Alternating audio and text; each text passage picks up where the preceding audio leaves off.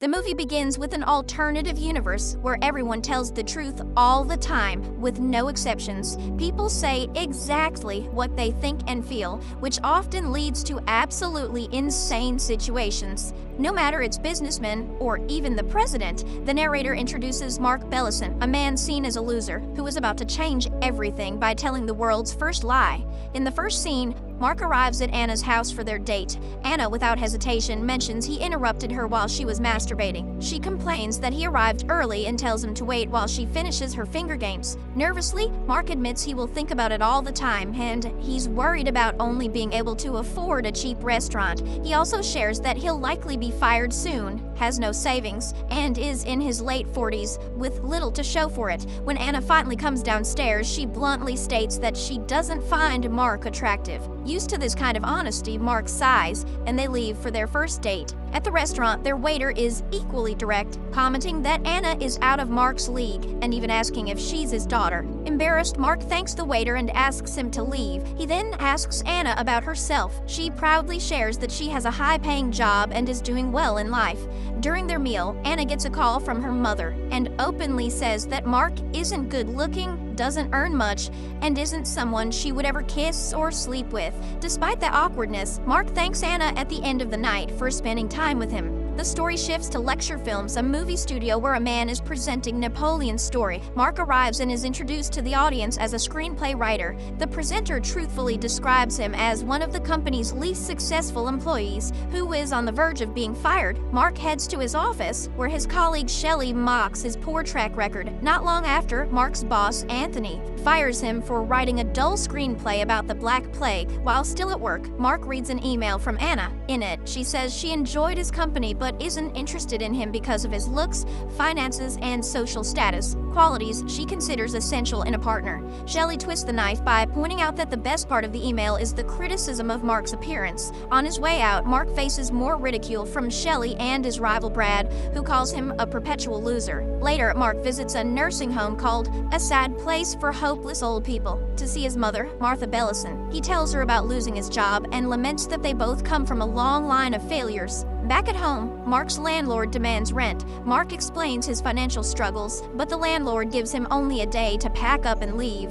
Desperate, Mark goes to the bank to close his account and withdraw all his money. When the system goes down temporarily, the cashier asks Mark to state his account balance. Nervous but curious, Mark says he has $800, even though he knows he only has $300. When the system comes back online, the cashier notices the discrepancy, but assumes it's a system error and gives Mark the $800. Shocked, Mark realizes he has just told the first lie in human history. With the extra cash, Mark pays his rent and returns to his room, exhilarated by his discovery. He shares the experience with his friends, but they don't understand the concept of lying. To test his new ability, Mark repeatedly changes his name, and his friends believe him every time. Fascinated, Mark asks them what they would do if they could do anything. His friend Greg answers that he'd sleep with a girl. Inspired, Mark decides to explore his new skill further. Mark approaches a random woman on the street and lies, telling her that the world will end unless she has sex with him immediately. Alarmed and panicked, the woman drags a confused Mark to a motel.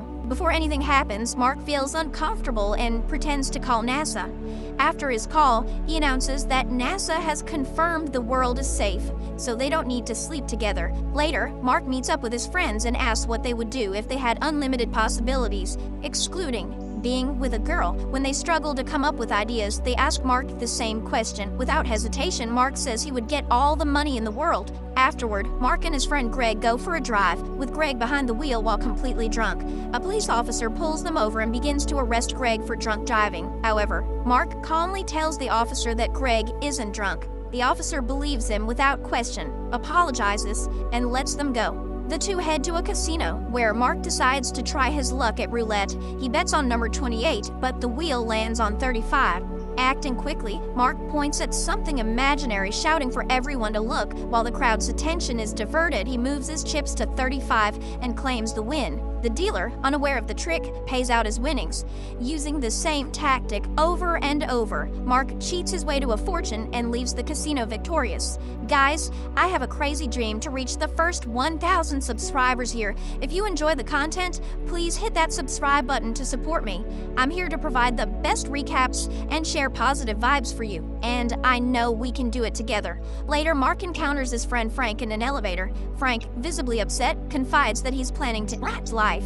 Thinking fast, Mark lies and tells Frank that everything will be okay and that he doesn't need to go through with it. Believing Mark, Frank decides to hold off on his plans, and the two agree to hang out that evening. Mark begins using his newfound ability to make people happier and improve their lives. One night, Mark calls Anna and asks her out on another date. He insists that he's changed and urges her to meet him to see for herself. Reluctantly, Anna agrees to give him one last chance. After the call, Mark turns on his TV and sees a lecture film segment praising Brad for his writing. Feeling inspired, Mark sits down at his desk and writes a news story using his ability to lie. To make it seem authentic, he pours tea on the pages, giving them the look of an ancient document. The next day, Mark takes his historic script to his boss, Anthony, at Lecture Film Studios. Mark claims he found the writing in an ancient chest buried in the desert. The story details a giant spaceship crash in Babylon, sparking Anthony's interest. Mark recites the tale, explaining that aliens saved Earth in the 14th century. He adds that the alien king erased humanity's memory of the event and prophesied that centuries later, Mark Bellison would discover the truth after being fired by his terrible boss, Anthony,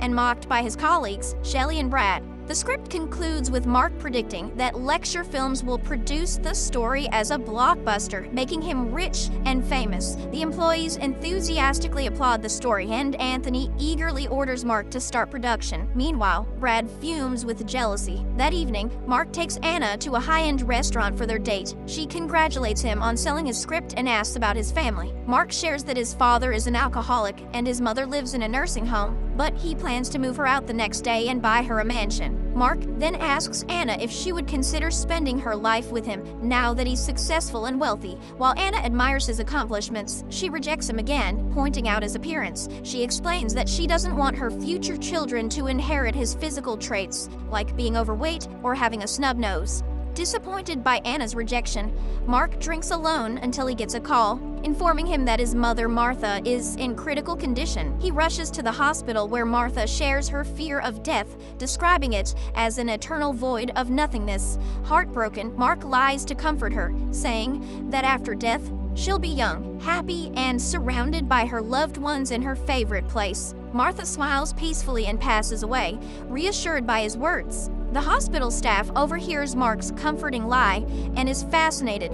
They ask him to explain more about life after death, but overwhelmed with grief, Mark leaves the hospital with Anna. The next morning, they wake up on each other's shoulders after falling asleep together. They exchange warm smiles, sharing a quiet, tender moment. When Mark returns home, he finds a massive crowd gathered outside. Confused, he pushes through as people call his name, asking him to explain what happens after death. Turning on the TV, Mark sees a news report about the crowd outside his home. Anna arrives and asks what he told his mother. Mark explains everything, and to his surprise, Anna believes him without question. She encourages him to share more with the people outside.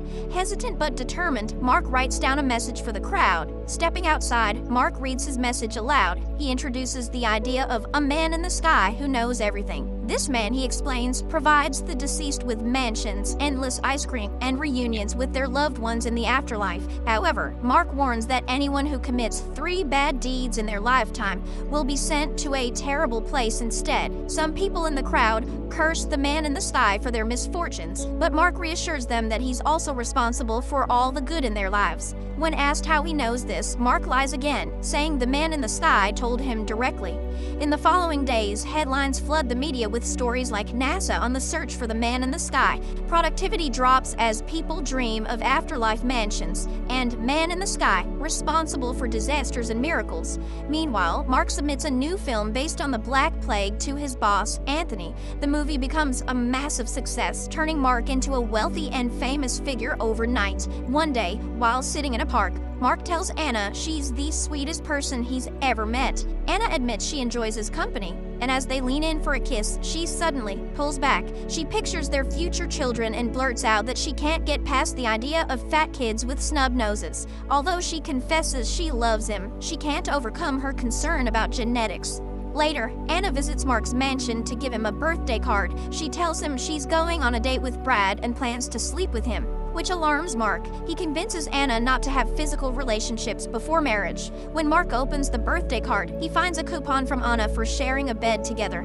Anna playfully complains that since they aren't married, she won't break the rule. Mark awkwardly jokes that it's a shame to waste the coupon. Brad arrives to pick Anna up for dinner. During the date, Brad brags about his success while insulting Mark's appearance. Later that night, as Anna watches Mark's TV interview, her mother changes the channel, dismissing Mark as someone who could never measure up, even if he talks to the man in the sky. Anna argues, saying Mark makes her feel special, but her mother insists Mark will always be a loser and that any children with him would be the same. She pressures Anna to stick with Brad. Weeks pass, and Anna eventually visits Mark, finding him disheveled with long hair and a beard. She hands him an invitation to her wedding with Brad and asks him to attend. Mark pleads with her not to marry Brad, but Anna explains she feels obligated to choose a genetically perfect partner to have the children she dreams of.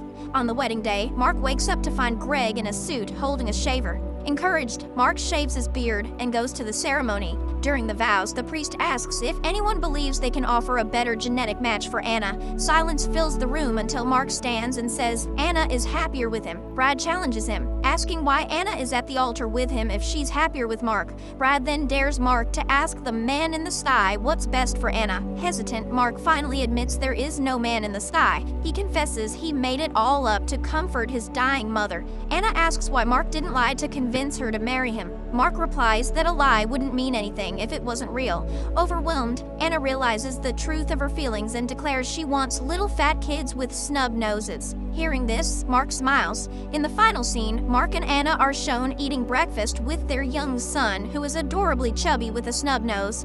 Anna is visibly pregnant with their second child, completing their happy family. Hope you enjoyed the video. And if you're still not subscribed, smash that subscribe button right now. And check out the new recaps by clicking on the screen. First 1,000 soon, we're gonna make it.